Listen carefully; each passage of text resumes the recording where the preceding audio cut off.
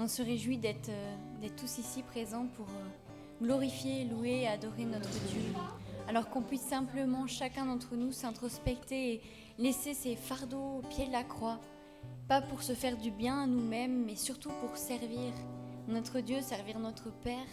Avoir les yeux fixés sur lui, parce que c'est vrai que ce qu'il désire, c'est un culte d'un parfum, d'une bonne odeur.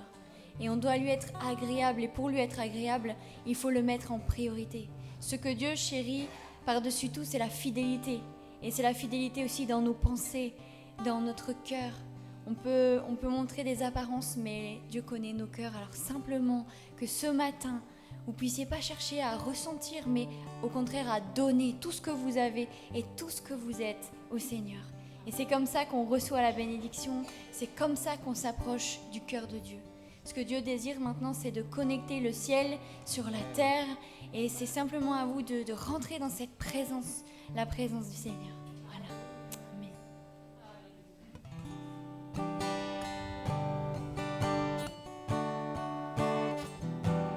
Bénis Dieu, oh mon âme, oh mon âme, rends gloire à son saint nom.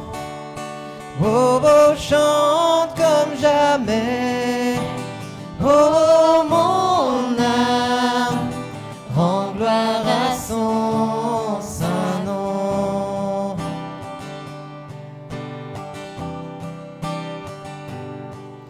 Voici l'aurore, l'aube d'un nouveau jour. Pour toi un chant doit s'élever devant ce qui m'attend et ce qui pourrait arriver. Qu'à la fin du jour je te chante encore. Bénis Dieu, oh mon âme, oh mon âme, en gloire à son saint nom. Oh, chante comme jamais, oh mon âme, en gloire à son saint nom.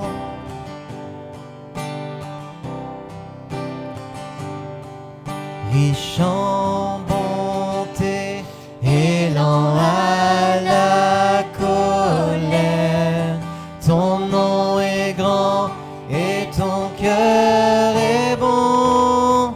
Je ne cesserai de chanter tes bontés. J'ai des milliers de raisons pour louer.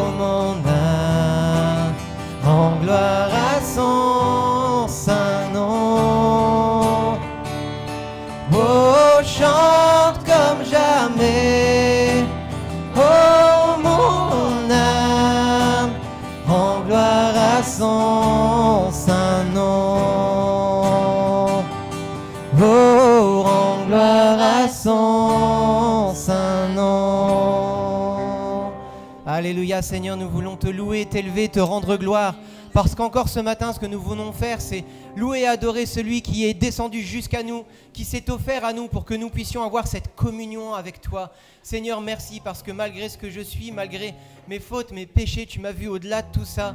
Et tu t'es donné par amour pour moi, pour chacun d'entre nous, pour qu'ensemble nous puissions nous approcher du trône de ta grâce et passer ces temps merveilleux avec toi. Merci pour cette intimité que tu m'offres encore aujourd'hui. Merci pour ta présence, merci pour ton pardon, pour ta bonté, Seigneur, parce que chaque jour tes bontés se renouvellent. Elles n'ont pas atteint leur fin, Seigneur, elles se renouvellent chaque jour, alors que nous puissions les saisir, Seigneur. Merci pour ta grâce, pour ta présence, pour ton amour, pour ta bonté envers nous, tout simplement, Père. À toi toute la louange, toute la gloire et tout l'honneur, Papa. Alléluia, Seigneur. Seigneur, c'est vrai que Père éternel, par la mort de Jésus-Christ et sa résurrection, nous avons accès auprès de toi, Père éternel, auprès de ton trône. Seigneur, on ne mérite rien, mais tu l'as fait par amour. Tu nous as donné ton propre Fils afin que nous ayons la vie éternelle. Seigneur, moi je demande pardon, parce que combien de fois tu m'attends, tu es là, et moi, Seigneur, eh bien, je n'avance pas. Alors je te demande pardon, mais Seigneur, je veux dire que je t'aime. Malgré tout ça, Seigneur, mon cœur te dit je t'aime. Il va pour toi, et Seigneur, c'est sincère, c'est dans mon cœur, Seigneur. Alors je veux te dire encore ce matin, Papa, je t'aime. Amen. Simplement, je t'aime. Au nom de Jésus-Christ, Amen.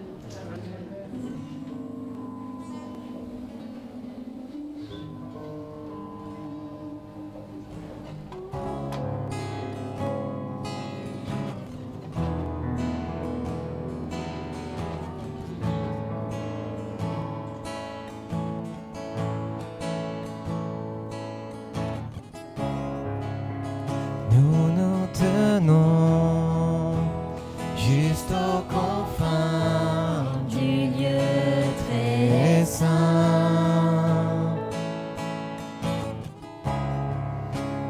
pour t'implorer de transformer les vies brisées. Qu'au son de ta voix sur notre nation, des légions entonnent le chant de la rédemption. Que ton règne vienne.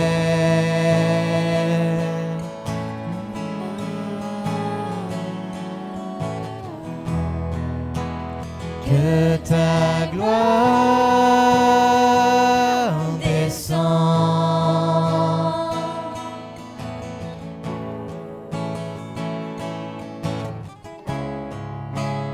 Nous nous tenons juste aux confins du lieu très saint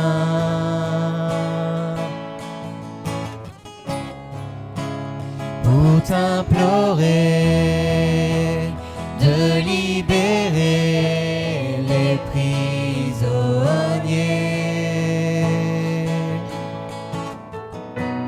Qu'au son de ta voix sur notre nation, des légions entonnent le chant de la rédemption. Que ton règne vienne. Oh.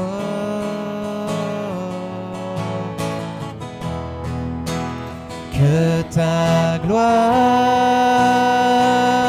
descende.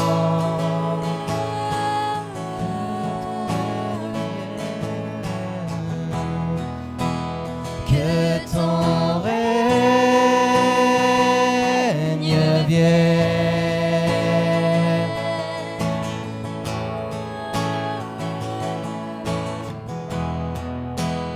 Que ta gloire descende.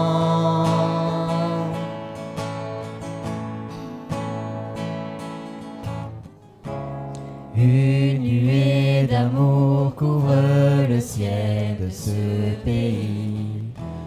Des torrents de grâce soient déversés sur les cœurs. captifs. Une nuée d'amour couvre le ciel de ce pays. Des torrents de grâce soient déversés sur les captifs. Une nuée d'amour couvre le ciel de ce pays. Des torrents de grâce soient déversés sur les captifs. Une nuée d'amour couvre le ciel de ce pays.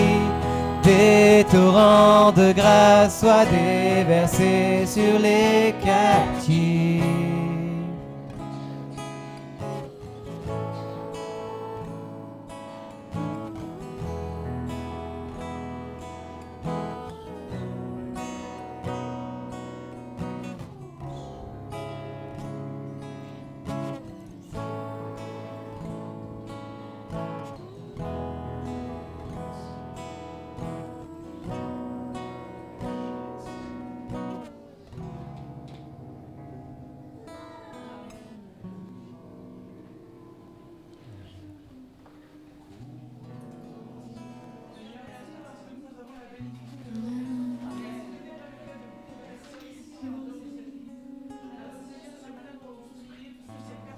Amen. Amen.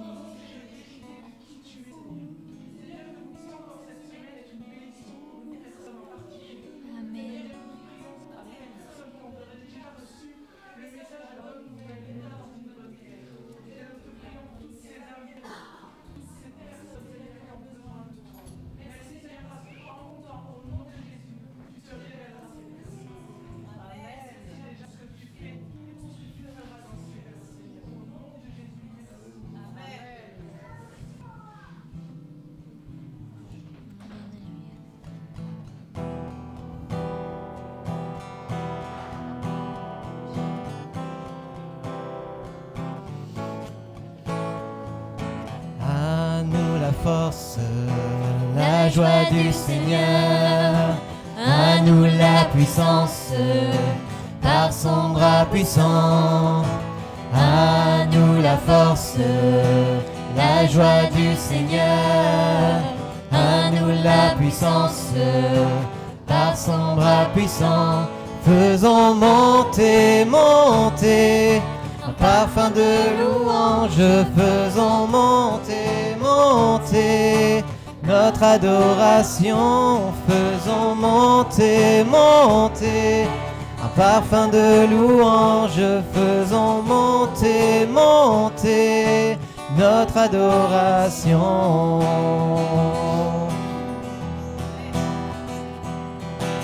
Revêtu de force, entouré de gloire, assis sur le trône, à la droite du Père. Revêtu de force, entouré de gloire, assis sur le trône, à la droite du Père. Faisons monter, monter, parfum de louange. Faisons monter, monter notre adoration. Faisons monter, monter parfum de louange. Faisons monter, monter notre adoration. Qu'on puisse le proclamer ce matin. À nous la force. À nous la force, la joie du Seigneur. À nous la puissance, par son bras puissant. À nous la force, la joie du Seigneur. À nous la puissance, par son bras puissant. Faisons monter, monter un parfum de louange. Faisons monter, monter notre adoration. Faisons monter, monter parfum de louange. Faisons monter, monter notre adoration. Faisons monter, monter un parfum de louange. Faisons monter, monter notre adoration. Est-ce qu'on peut acclamer le Seigneur ce matin? Alléluia! Parce qu'il est celui qui nous donne la joie, parce qu'il est celui qui nous rend les forces quand nous en manquons, que nous puissions tout simplement élever notre voix pour le remercier, parce qu'il est le Dieu qui n'a pas regardé à ce que nous étions, il est le Dieu qui voulait regarder à ce que nous serions avec lui, et il nous a non seulement pardonné nos péchés, mais il nous a donné le moyen d'entrer dans sa présence, alors qu'on puisse faire monter vers lui ce matin notre louange, notre adoration, nos prières de reconnaissance, pour lui montrer à quel point nous sommes attachés à lui, et à quel point nous comptons sur lui. Alléluia. Amen.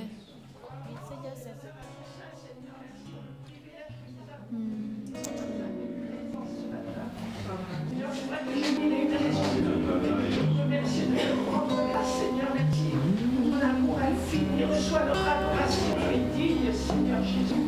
Gloire, louange, honneur à toi, Seigneur. Et l'éternité au siècle des siècles, Jésus-Christ.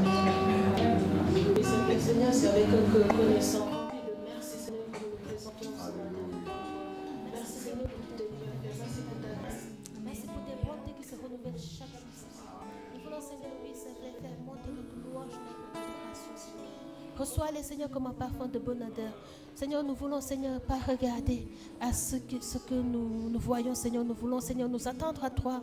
Regardez, Seigneur, à ta bénédiction. Regardez, Seigneur, au sacrifice que tu as fait pour chacun d'entre nous. Seigneur, te demandons, Seigneur, un vent de guérison, un vent de renouveau, Seigneur, un vent de foi, Seigneur. Ton Saint-Esprit, Seigneur, souffle, Seigneur, passe dans les rangs, Seigneur. Visite chacun d'entre nous qui en a besoin, Seigneur.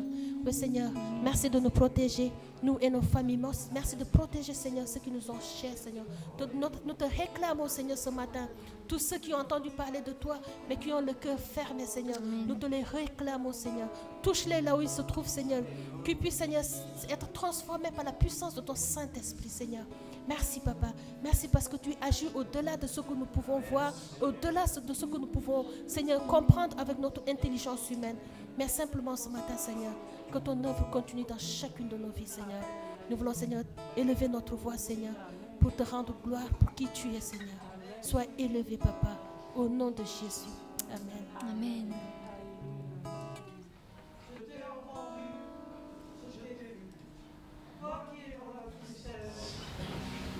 Toi qui es dans la tristesse, sois rassuré, sois assuré de ma présence en toi. Je suis près de toi, je te serre dans mes bras, je tiens dans mes bras, je veux te donner ma consolation. Tu vois cette montagne, tu as le pouvoir de lui dire, jette-toi dans la mer. Amen. Jette-toi dans la mer. Cette montagne n'a rien à faire devant toi. Amen. Cette montagne n'a rien à faire devant toi. Tu es plus grande que cette montagne. Sois assuré de ma présence en toi. J'ai déversé sur toi mon esprit. Ma gloire descend sur toi.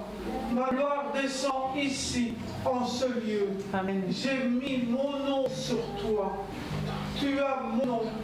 Tu es mon enfant, mon bien-aimé. Amen. Et en toi, je me complais. En toi, je me réjouis. Alléluia. Sois dans la paix et sois assuré. Sèche tes larmes. Amen. Parce que je veux te remplir de ma joie. Amen. Alléluia. Alléluia, Seigneur. Amen.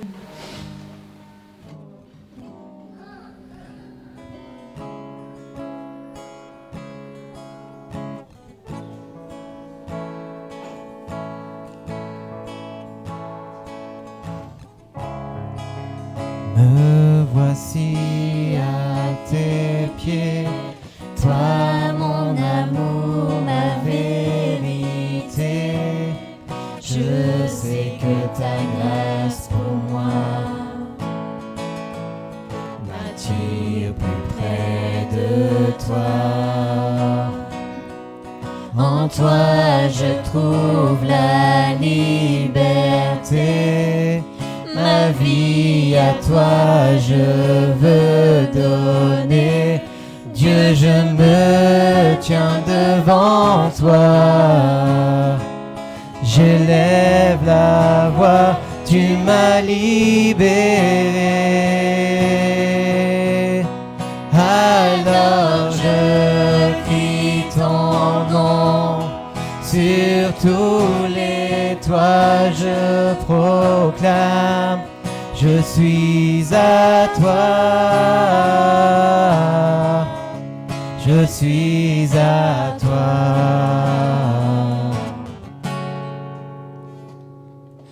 Tout le bien que tu fais pour moi, j'élève les mains pour que tous voient, tu es le seul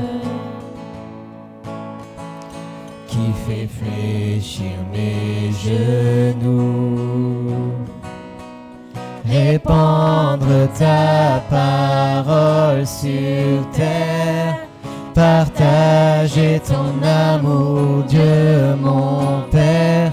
Je m'agenouille devant toi, j'élève les mains, tu m'as libéré.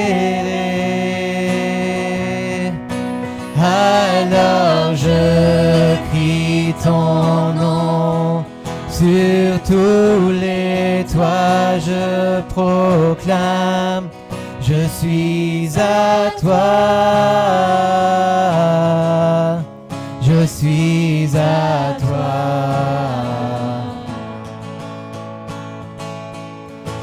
Tout ce que je suis, je m'abandonne, prends ma vie, je suis à toi, je suis à toi.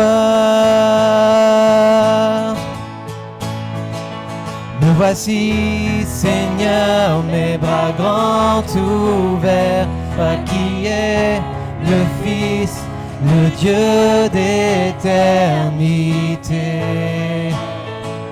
le Dieu d'éternité.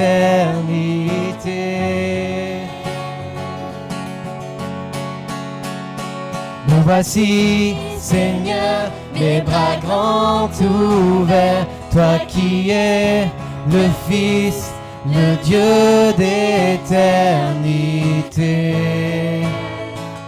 le Dieu d'éternité.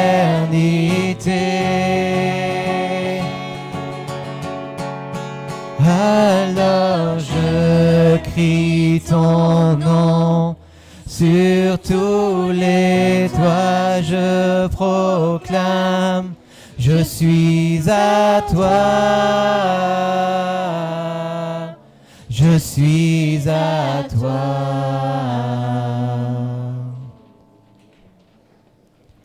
Tout ce que je suis, je m'abandonne, prends ma vie, je suis à toi, je suis à toi. Me voici, Seigneur, mes bras grands ouverts, toi qui es le Fils, le Dieu d'éternité, le Dieu d'éternité.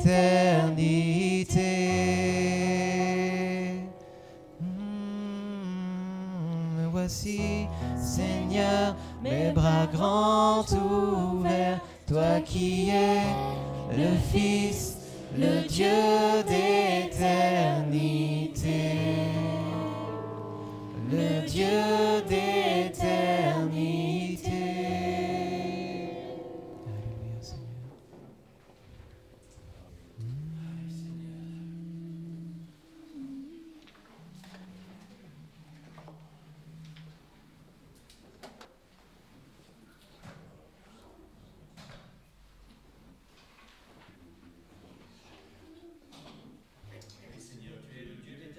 Tu es le Dieu qui contrôle tout. Tu es le Dieu qui nous amène là où il veut, parce que ce que tu nous demandes, c'est d'être dépendant à ta volonté. Seigneur, je te prie pour que nos volontés puissent se plier devant ta Seigneurie. Seigneur, nous savons que ce que tu veux, c'est le meilleur pour chacun d'entre nous. Il n'y a pas de préférence pour toi. Tu as payé le même prix pour chacun, chacune ici présent. Et ce que tu veux, c'est que nous puissions rentrer pleinement dans ton plan. Alors Seigneur, nous voulons déposer au pied de ta croix ce qui nous empêche d'être des serviteurs et des servantes fidèles. Seigneur, je sais que nous sommes dans des combats difficiles. Seigneur, je sais que beaucoup d'entre nous ont du mal à voir le bout, la lumière au bout du chemin. Mais Seigneur, nous savons que si nous regardons à toi, au-delà des montagnes, ce que tu nous promets t'apporter. Alors Seigneur, merci parce que ce que tu veux aujourd'hui, c'est que chacun de nous puisse rentrer chez lui différent. Seigneur, je te demande le Saint-Esprit pour ceux qui ne l'ont pas encore reçu. Seigneur, je te prie que ceux qui sont malades soient guéris. Seigneur, je te prie pour que tous ceux qui ont des besoins de délivrance, que ce soit des addictions ou autre chose, soient délivrés. C'est toi qui fais ces choses-là. Tu es le Dieu d'éternité. Nous le proclamons, nous le confessons, nous le croyons. Que toute ta gloire te revienne, Seigneur. Amen.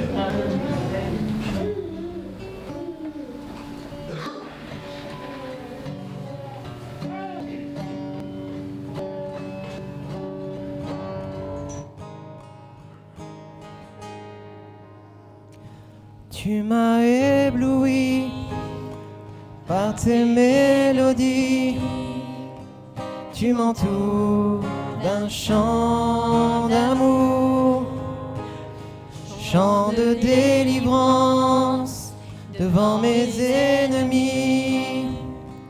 Toutes mes craintes s'enfuient et je ne suis plus esclave de la peur. Je suis enfant de Dieu. Je ne suis plus esclave de la peur. Je suis enfant de Dieu. Avant ma naissance, tu m'avais choisi, appelé par mon nom. Tu m'as adopté, je suis de ta famille.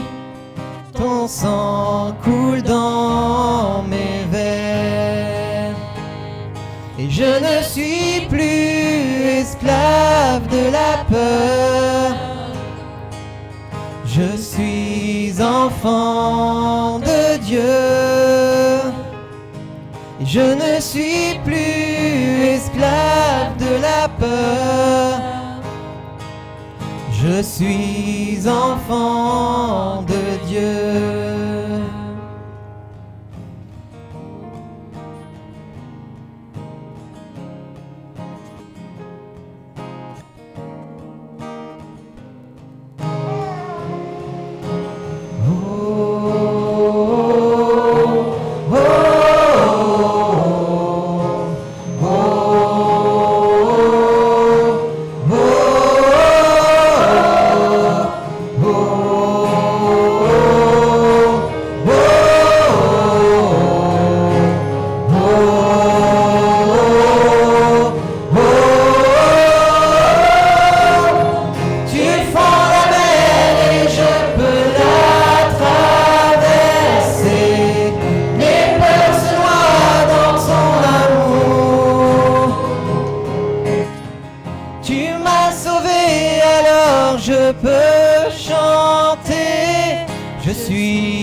Enfant de Dieu,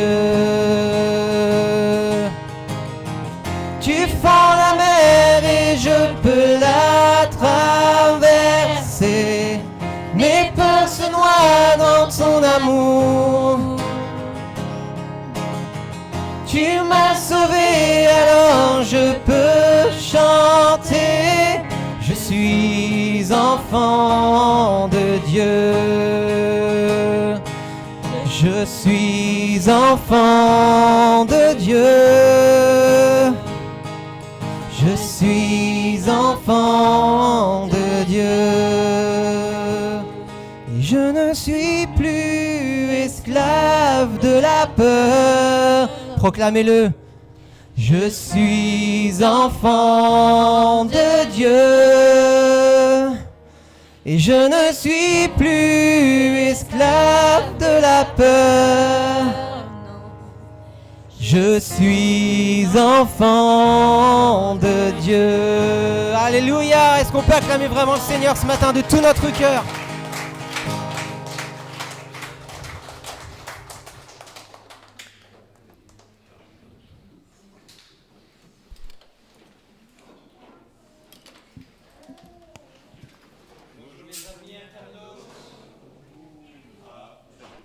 Il y a un problème de caméra pour la retourner peut-être.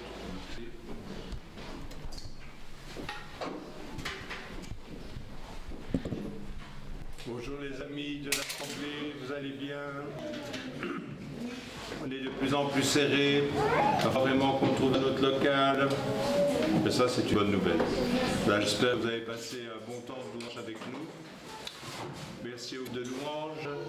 Et je laisse le temps à Kader de se préparer puisque c'est lui qui va nous partager la parole ce dimanche. Soyez bénis. Je te laisse la place, peut-être encore presque. Essaye. Ça y est. C'est ça la polyvalence. Voilà, ça devrait aller.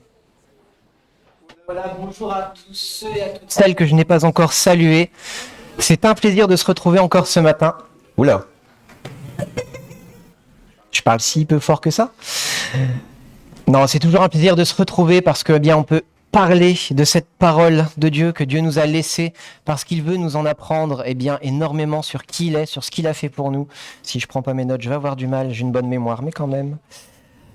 Et ce qu'on va voir ensemble ce matin, on va continuer un petit peu dans cet esprit de fête. On vient de passer Yom Kippour, on est rentré dans une autre fête, mais ce qu'on va voir aujourd'hui, c'est comment est-ce qu'on est entré dans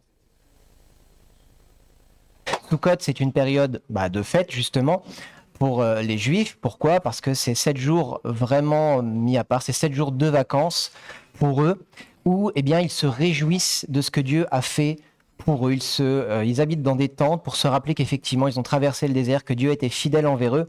Mais on va voir que le pardon a une importance énorme dans cette signification de Sukkot. Et ce qu'on va voir ensemble aujourd'hui, on va parler de pardon.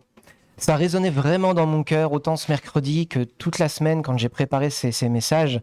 Pourquoi? Parce que le pardon, c'est vraiment la base de notre foi. Sans pardon, il n'y a pas de foi. Sans pardon, il n'y a pas de vie avec Christ. Sans pardon, si on n'a pas reçu ce pardon et si on ne pratique pas ce pardon, on ne peut pas être à l'image de Dieu. On ne peut pas recevoir ce que Dieu a préparé pour nous.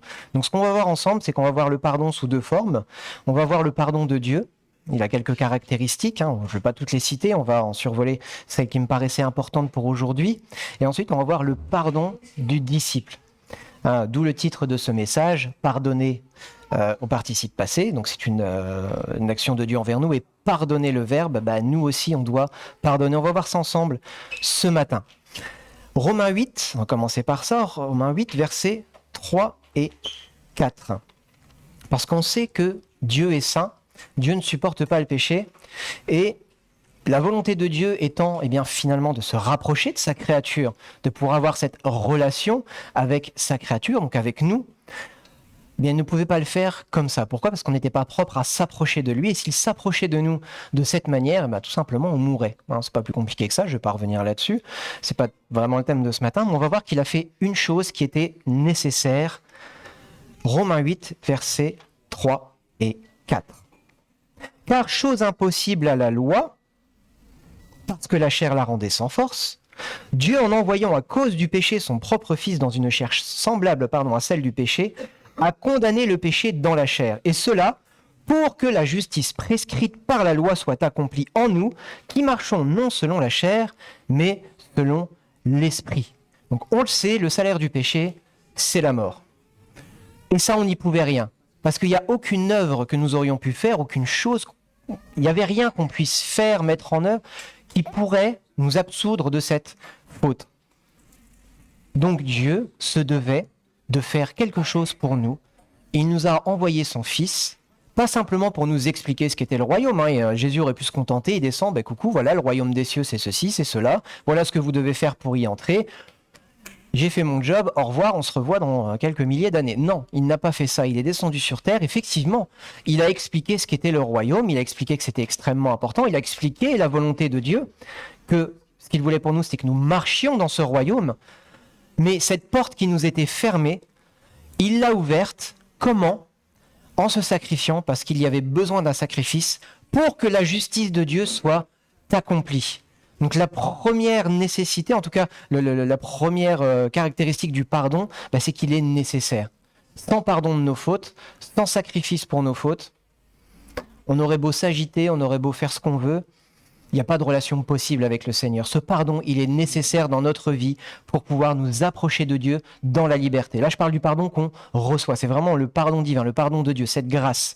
On doit la recevoir d'une manière ou d'une autre. C'est pas juste une conversion intellectuelle. C'est pas dire « Ah oui, j'ai compris, Jésus a fait ça, c'était nécessaire pour moi. » Non, ça doit être une vraie conviction. Et comment fait Dieu pour cela ? C'est qu'il convainc par son Esprit Saint de péché, de justice, et non pas de repentance, mais de jugement. Il faut qu'à un moment, on soit convaincu quelque part qu'on a besoin d'être sauvé, de cette nécessité de son salut. Parce que sinon, ok, Christ, il est gentil, ouais, ok, je veux bien, moi je continue ma vie, puis on verra plus tard. Non, il doit y avoir une vraie conviction. Dieu doit déjà opérer une première œuvre dans notre cœur, c'est que cette justice qui nous est présentée par la loi, qu'on soit convaincu qu'elle nous accuse et qu'on est sous le coup du jugement de Dieu. Et cette première nécessité, c'est de reconnaître que ce pardon est effectivement nécessaire pour nous, pour pouvoir entrer dans les promesses de Dieu. Donc voilà, là, Dieu n'a pas fait « Ok, terminé, c'est bon, on fait table rase du passé ». Non, il aurait été contre sa propre parole. Non, Dieu a accompli la justice au travers de Christ pour que, en plaçant notre confiance en lui, nous ne périssions point. Amen. Donc, on l'a vu un petit peu déjà au travers de cette explication. On va prendre 1 Pierre 1 et on va lire les versets 18 et 19. Je vous laisse chercher pendant que je bois parce qu'il se fait soif.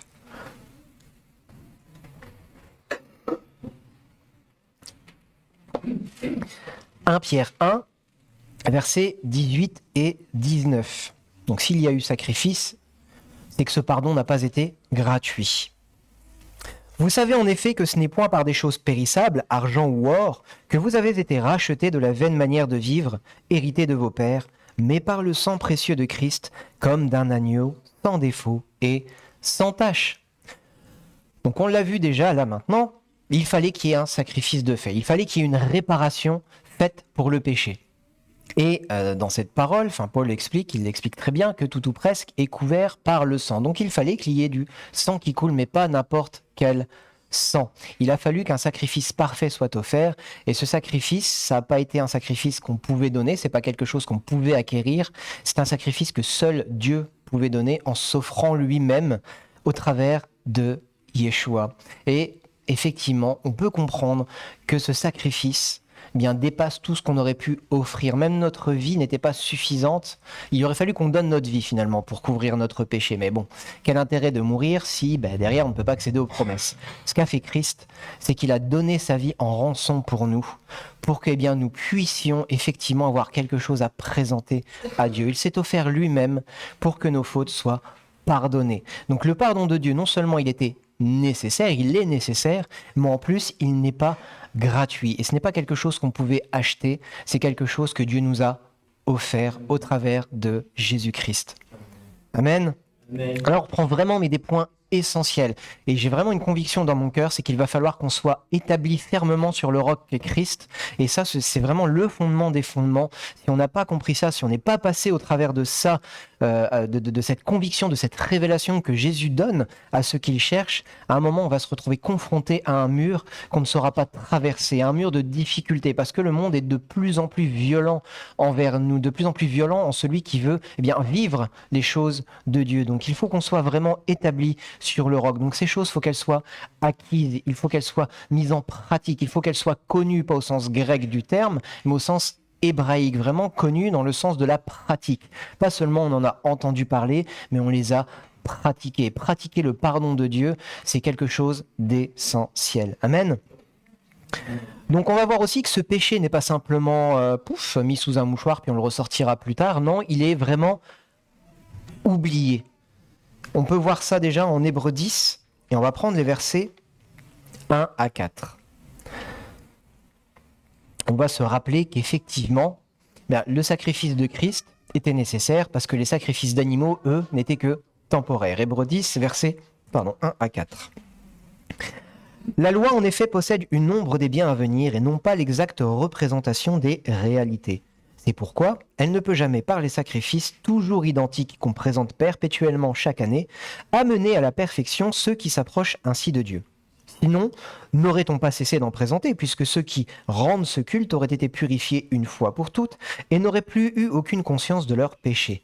Mais, par ces sacrifices, on rappelle chaque année le souvenir des péchés, car il est impossible que le sang des taureaux et des boucs ôte le péché. Donc on en a parlé un petit peu mercredi, ce fameux jour du grand pardon, où on se présentait pour s'humilier devant Dieu, pour demander pardon pour nos fautes, où un bouc était présenté en expiation, était sacrifié, on aspergeait l'autel de son sang pour le peuple, et un autre sur qui était, casté, mais non, ça fait très RPG, qui était transféré les péchés, je vais dire ça comme ça, j'ai pas d'autre mot qui me vient, sur lesquels étaient transférés par le grand prêtre les péchés du peuple pour être jetés dans le désert pour Azazel. Et là, ce qui nous est rappelé, c'est qu'effectivement, ces sacrifices étaient perpétuels parce qu'ils étaient imparfaits, ils étaient temporaires. Il y avait quelque chose qui devait s'opérer dans le cœur des gens qui voulaient s'approcher de Dieu, mais qui ne pouvait pas être opéré par ces simples sacrifices. Donc, ils devaient être renouvelés tous les ans. Mais on a vu ensemble ce mercredi que cet accomplissement était venu au travers de Yeshua qui s'était offert comme un sacrifice parfait, on vient de le voir, un sacrifice volontaire de Christ. Et cet accomplissement qui est venu par Jésus a été ce sacrifice parfait, annoncé bien longtemps avant par l'intermédiaire des prophètes. On va voir en Acte 3, versets 17 et 19, que, effectivement, ce sacrifice, ce pardon, n'est pas une simple lubie de Dieu qui s'est réveillé un jour en regardant le monde en se disant « Qu'est-ce qu'on va bien pouvoir faire pour eux ? Bon, allez, je vais m'envoyer là. » Et puis, non, il y a vraiment un plan de Dieu qui était parfait, un plan de Dieu qui était en route et qui s'est accompli au travers de Christ. Acte 3, versets 17 à 19. « Et maintenant, frères, je sais que vous avez agi par ignorance, ainsi que vos chefs, mais Dieu a de la sorte accompli ce qu'il avait annoncé d'avance par la bouche de tous les prophètes, c'est-à-dire les souffrances de son Christ. Repentez-vous donc et convertissez-vous pour que vos péchés soient effacés. » Donc là, on parle à des gens, Pierre parle à des gens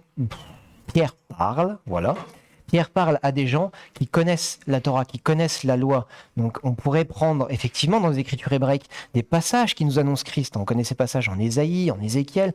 On connaît tous ces passages qui annoncent la venue du Messie. Et Christ a accompli ces choses. Et aujourd'hui, ces choses sont accomplies parce qu'il s'est envoyé, il s'est sacrifié lui-même. Et ce souvenir des péchés n'est plus pour celui qui s'est offert librement. On va aller en Michée 7, versets 18 à 19, parce que ces péchés, au travers du sang de Christ, ne sont pas simplement mis de côté, on en fait une petite réserve, sont peut-être quelque part par là au désert, si jamais on retrouve le bouc, on ne sait jamais, non. Michée 7, versets 18 et 19 nous explique clairement ce que Dieu fait de ses péchés, il l'avait déjà annoncé. Michée 7, versets 18 et 19. « Qui est Dieu comme toi, pardonnant la faute et passant sur le crime en faveur du reste de ton héritage ? Il ne garde pas sa colère à toujours, car il prend plaisir à la bienveillance. Il aura encore compassion de nous, il mettra nos fautes sous nos pieds, tu jetteras au fond de la mer tous leurs péchés. » Alors, on sait à quel point c'est difficile d'aller jusqu'au fond de la mer. Il y en a qui ont fait les frais il n'y a pas très longtemps en voulant le visiter le Titanic. Trêve de plaisanterie. Mais voilà, ces péchés sont jetés au fond de la mer. Ils sont inatteignables. Dieu ne s'en souvient plus. Et, petite connaissance culturelle, la mer, en dessous de la mer, c'est le Sheol, voilà, c'est les enfers, c'est un lieu qui est inatteignable dans la culture hébraïque. Sous la mer, c'est là que reposent les monstres, tout ça. Donc nos péchés ont été jetés à la mer, il n'y en a plus, ils sont dans un lieu où on n'ira pas les rechercher. Donc Dieu n'a pas simplement mis son mouchoir par-dessus nos péchés, on n'aura plus à s'en souvenir, vraiment. Plus comme, effectivement, ce jour du grand pardon, où continuellement le peuple devait faire des sacrifices parce qu'il se rappelait de son péché et qu'il devait, effectivement, offrir des sacrifices pour que son péché soit recouvert pour repartir du bon pied pour une nouvelle année jusqu'à ce qu'on refasse tout ça. Non, tout ça a été accompli. Le péché est oublié, le péché est parfaitement pardonné au travers du sang de Christ. Il a été effacé et par cet acte, eh bien, nous sommes devenus autre chose. Christ a accompli une chose extraordinaire, c'est qu'il a abattu le mur d'iniquité qui était dressé entre nous et Dieu. Et ça, on va le lire ensemble en Éphésiens 2, versets 11 à 18. Et ce qu'a établi vraiment Yeshua au travers de son sacrifice, c'est un rapprochement. Il nous a rapprochés de deux choses, et on va le voir, enfin de deux choses, de deux entités, et on va le voir ensemble. On va le lire en Éphésiens 2, versets 11 à 18.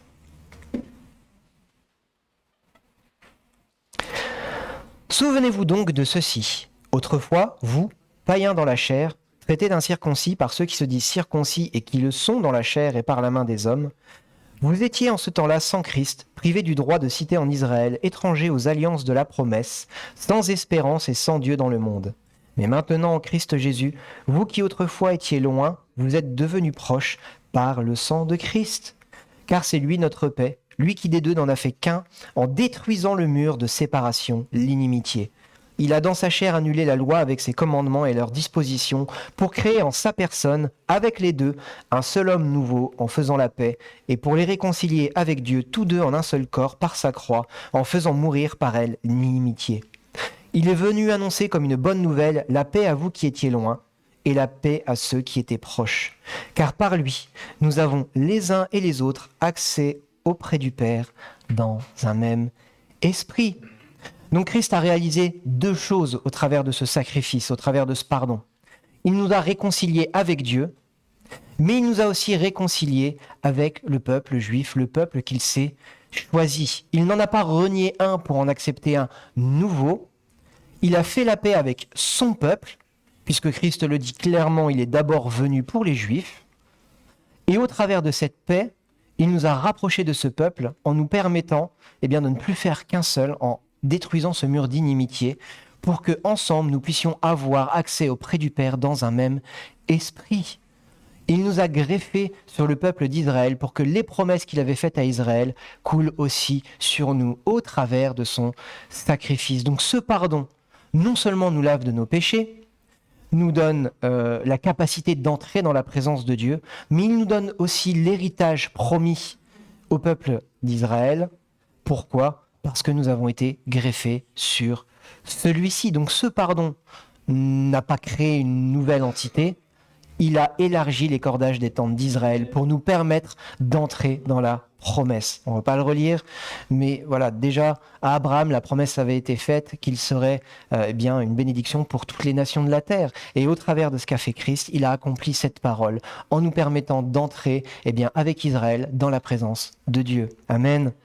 Donc, ce qu'il a approché, ce pardon, ce qu'il effectue aussi, c'est un rapprochement à la fois de Dieu, mais aussi du peuple d'Israël, pour que nous puissions avoir part à leurs promesses. Et c'est important de le souligner, parce que Christ n'est pas venu pour abolir la loi, il est venu pour l'accomplir. Et ce qu'il a accompli, premièrement, c'est les promesses pour Israël. Et nous, puisqu'il ne nous a pas oubliés, puisque nous sommes aussi sa création, il a vraiment élargi les cordages des tentes d'Israël pour nous permettre de faire partie aussi de ce peuple qu'il s'est choisi. Amen. Amen. Allez, on passe à la partie disciple. Ce pardon, qu'est-ce que c'est ? C'est une libération. On va voir ça dans Romains 6.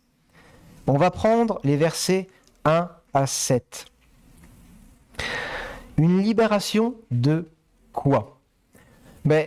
Christ nous a libérés du poids de nos péchés et de l'emprise que ces péchés avaient sur nous.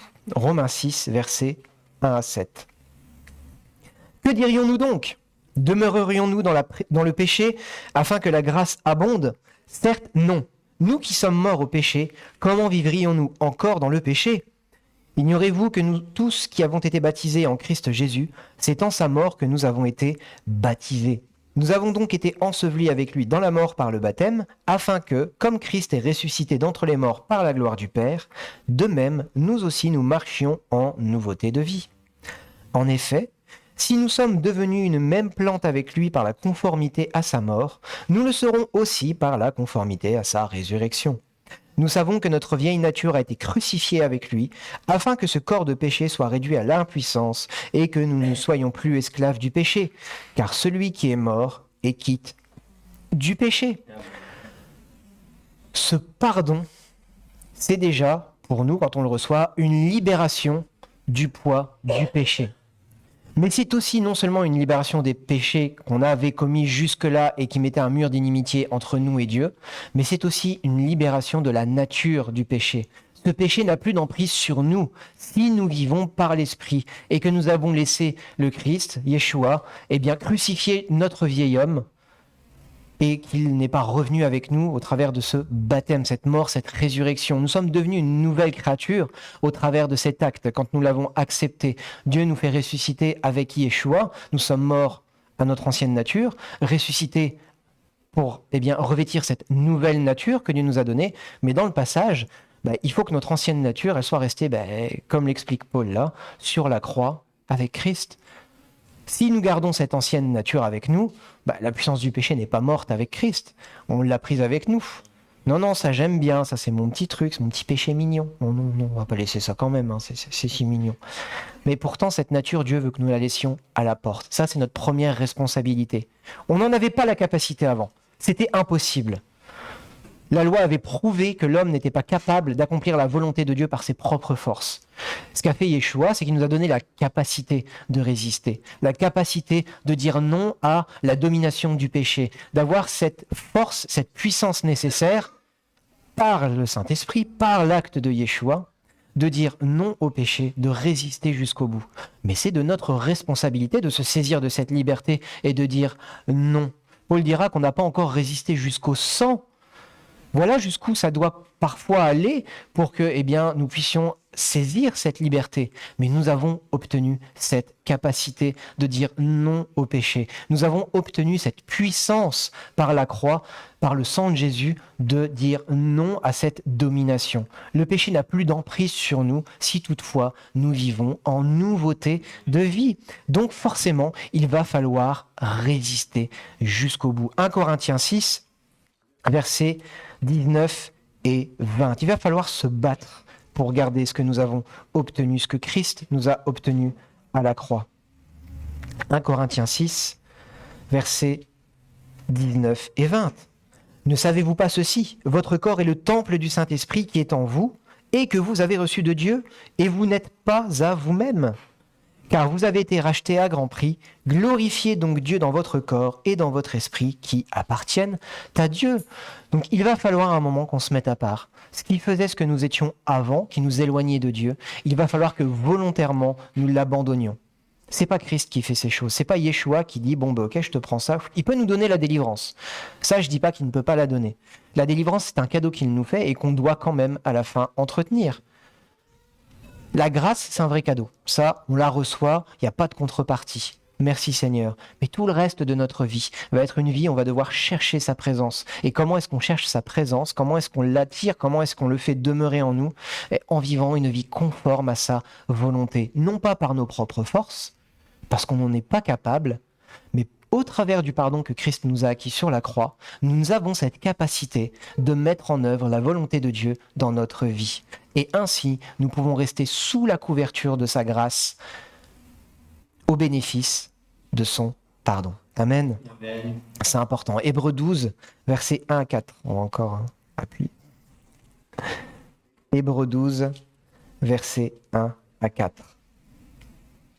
Nous donc aussi, puisque nous sommes environnés d'une si grande nuée de témoins, rejetons tout fardeau et le péché qui nous enveloppe si facilement et courons avec persévérance l'épreuve qui nous est proposée, les yeux fixés sur Jésus qui est l'auteur de la foi et qui l'amène à la perfection. Au lieu de la joie qui lui était proposée, il a supporté la croix, méprisé la honte et s'est assis à la droite du trône de Dieu. Considérez en effet celui qui a enduré de la part des pécheurs une telle opposition contre sa personne, afin que vous ne vous fatiguiez pas, l'âme découragée. Vous n'avez pas encore résisté jusqu'au sang en combattant contre le péché. Il va falloir combattre. Quand on est tout jeune converti, tout est tout beau, tout rose, Dieu nous montre sa grâce. Mais plus on évolue avec le Seigneur, plus le Seigneur veut faire de nous un mensch, un homme fait, un homme à la stature de Christ, plus il va falloir apprendre à tenir ferme. Dieu ne va pas nous donner d'épreuves qui va aller au-delà de nos forces. Il va nous donner la capacité de surmonter l'épreuve qui se présente devant nous. Mais à un moment, il va falloir se remonter les bretelles, les chaussettes, tout ce que vous voulez. Il va falloir prendre notre courage à deux mains et dire « Ok, moi je crois dans la parole de Dieu, je crois dans sa force, je crois dans sa toute-puissance, je crois qu'il est plus grand que tout ce qui se présente devant moi et je marche malgré les difficultés. » Et c'est souvent ça le plus compliqué, parce que résister jusqu'au sang, parce que le péché en général, c'est pas une grosse claque qui arrive, en général on le voit arriver, on sait l'éviter. Le péché c'est quelque chose qui est là, puis ça frotte tout doucement, tout doucement, tout doucement, tout doucement. Alors au départ, c'est pas grave, c'est pas grave. Faites ça pendant un bon moment. Au bout d'un moment, vous commencez à être irrité. La peau, elle commence à s'effriter.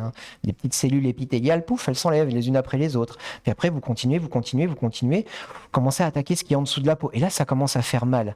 Mais c'est pas une fois que ça vif qu'il faut réagir. Parce que là, je vais pas dire que c'est trop tard.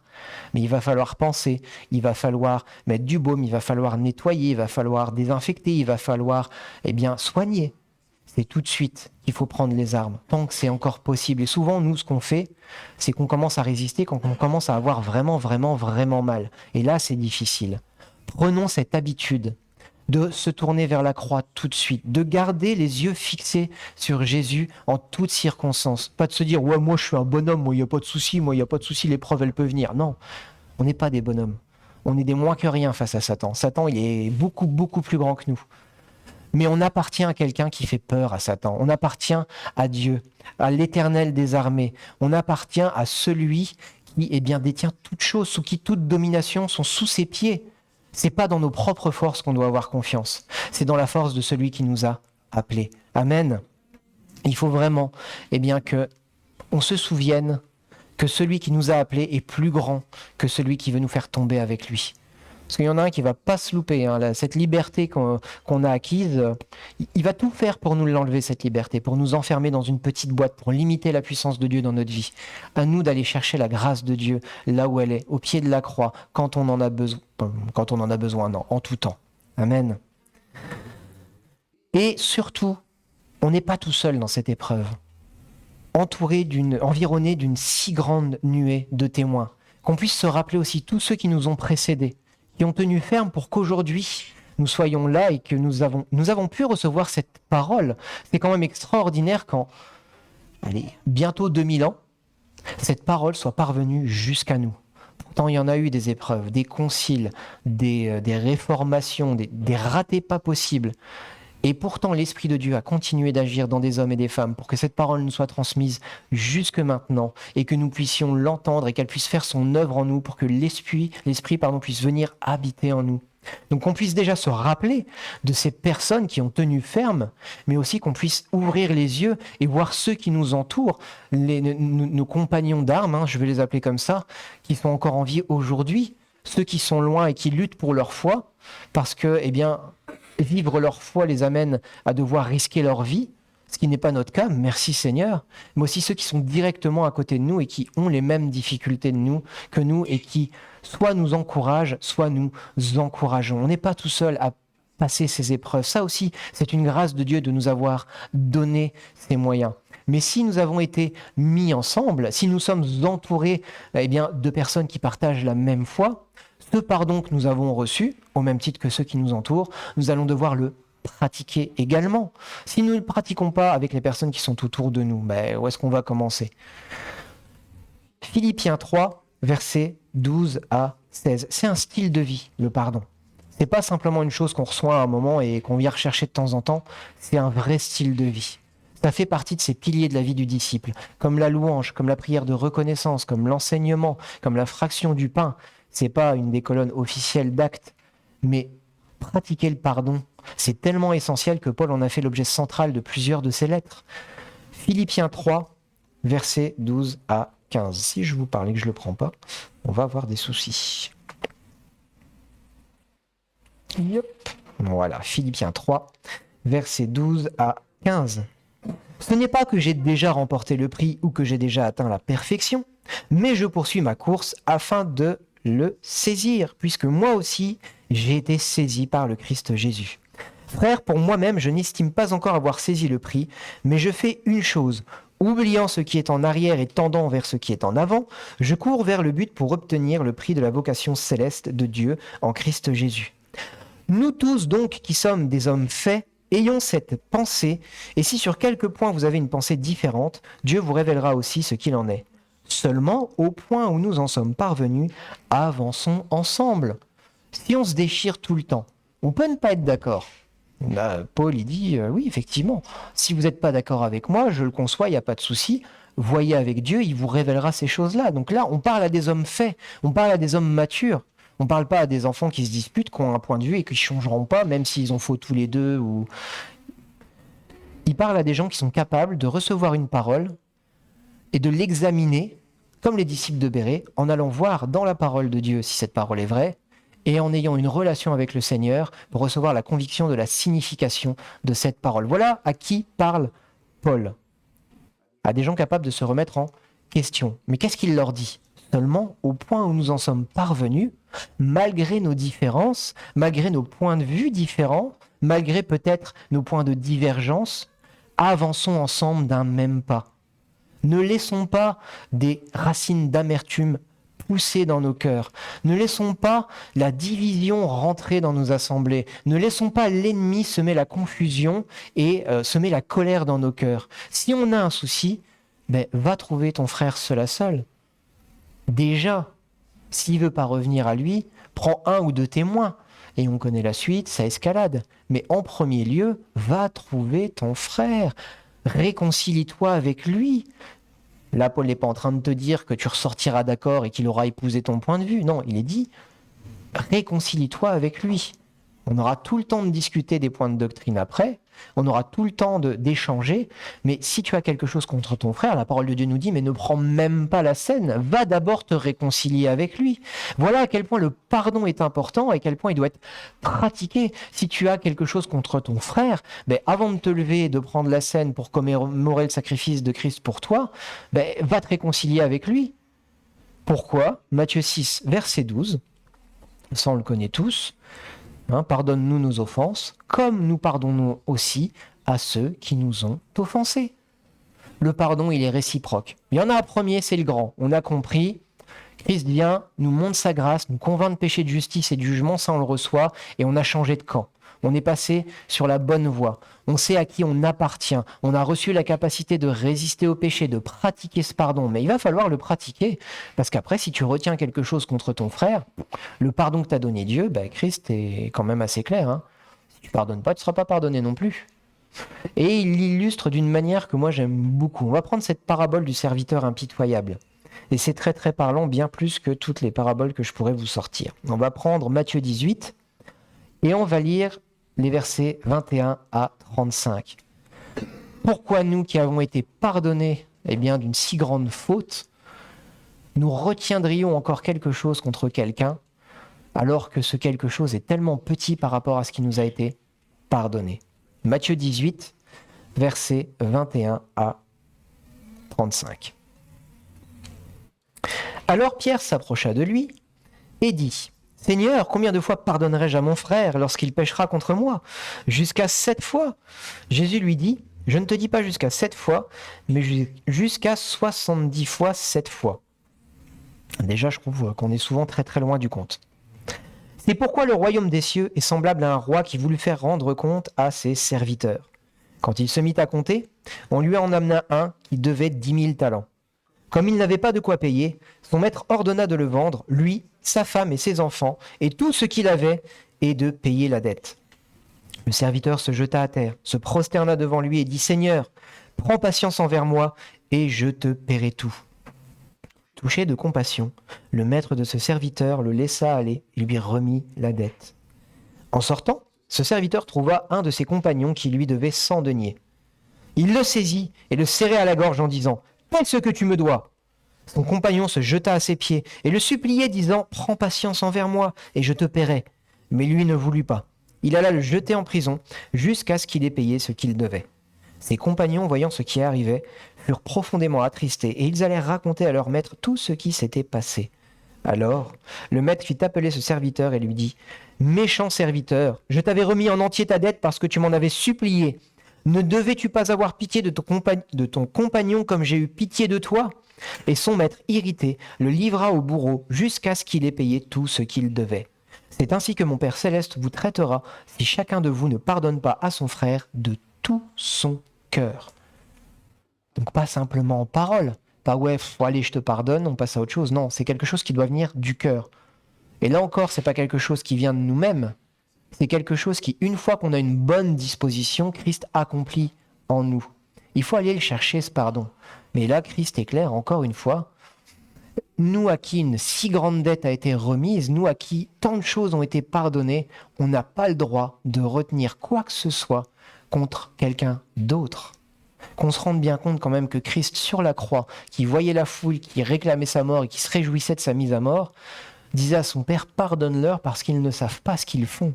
À ses propres bourreaux, à ceux qui l'avaient amené ici. Alors oui, Christ est venu de son propre chef, il a accepté de donner sa vie. Mais à ceux qui se réjouissaient de son malheur, il disait à son Père, Père, pardonne-leur parce qu'ils ne savent pas ce qu'ils font.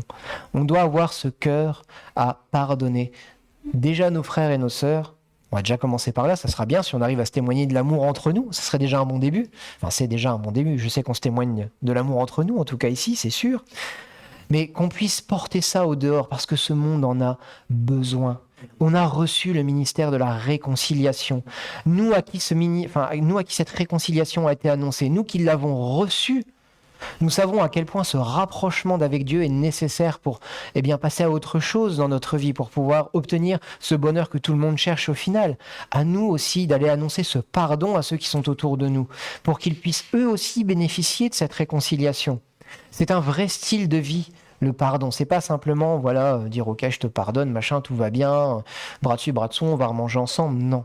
C'est quelque chose qui doit venir du cœur et qui doit être une manière de vivre, qui doit s'annoncer, qui doit se pratiquer. À nous qui l'avons reçu, nous devons le pratiquer. Amen. Et enfin, c'est de la reconnaissance. Une reconnaissance, pourquoi ? Parce que ce pardon, il nous a été donné librement. Christ s'est offert pour nous alors qu'on ne méritait rien.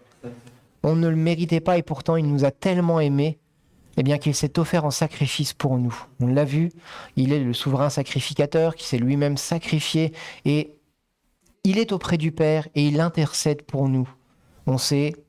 On est encore soumis à cette chair qui nous ennuie, on est encore en bataille avec le péché, et même si on a reçu effectivement cette force de pouvoir résister au péché, il nous arrive encore de chuter, mais lui est là pour nous laver les pieds.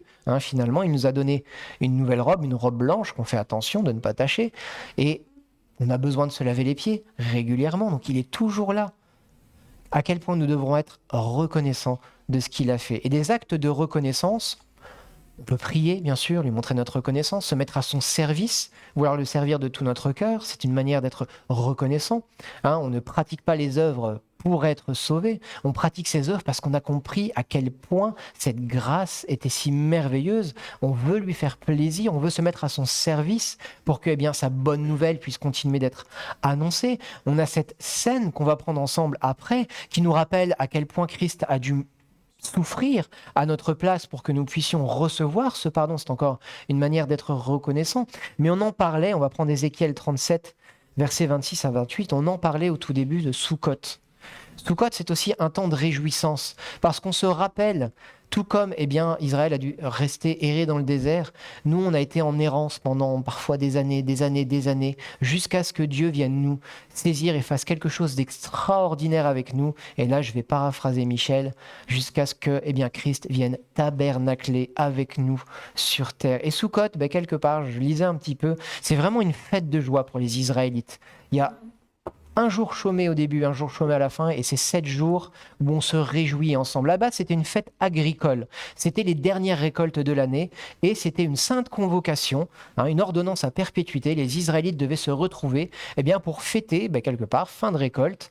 On venait présenter des offrandes vis-à-vis de cette récolte à l'Éternel, et on se réjouissait de la fidélité de Dieu. On se réjouissait de l'abondance que Dieu nous faisait vivre. On se réjouissait que Dieu nous ait fait sortir d'Égypte et pourvu à nos besoins pendant tout ce temps d'errance dans le désert.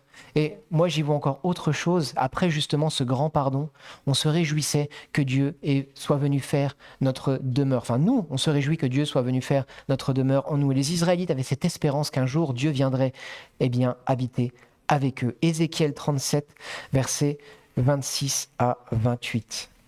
37, Kader.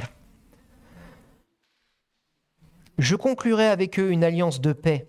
Il y aura une alliance éternelle avec eux, et je les établirai, je les multiplierai, et j'établirai mon sanctuaire au milieu d'eux pour toujours. Ma demeure sera parmi eux, je serai leur Dieu, et ils seront mon peuple, et les nations reconnaîtront que je suis l'Éternel qui sanctifie Israël, lorsque mon sanctuaire sera pour toujours au milieu d'eux. Alors qu'on se réjouisse. Dieu a fait de nous le temple de son Saint-Esprit. Dieu est venu habiter parmi nous. Comment ? Par le moyen de sa grâce. Si on ne reçoit pas ce pardon, Dieu ne peut pas venir habiter avec nous. Si on ne pratique pas ce pardon, Dieu ne peut pas rester avec nous.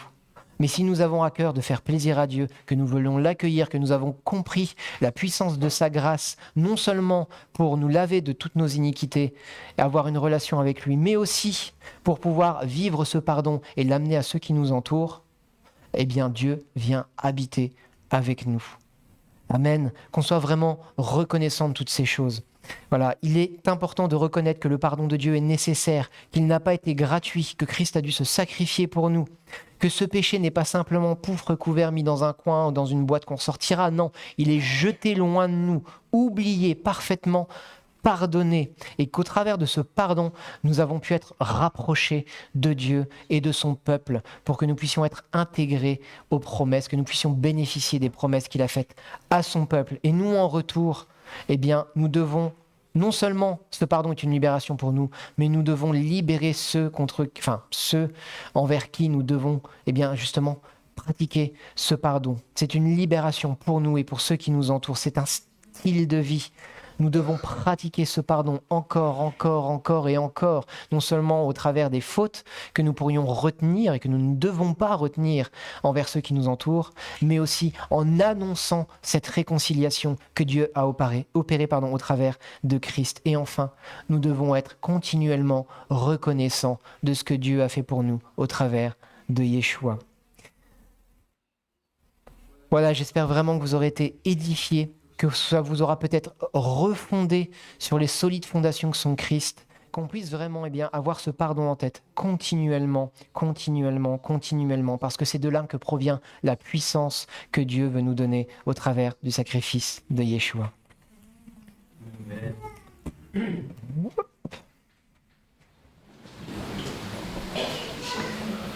Merci Kader pour ce message qui est plus qu'important. Sur les tables de la loi qui sont inscrites dans nos cœurs, ce qui vient de nous être partagé, c'est ce qui nous fait fonctionner, ce qui fait fonctionner le corps de Christ. Amen. Voilà les amis internautes, nous vous saluons, nous vous rappelons bien sûr et surtout à l'Assemblée de l'eau vive que demain nous aurons notre réunion de prière à 20h et notre réunion d'enseignement ce mercredi à 19h30. Soyez bénis et passez une très bonne semaine.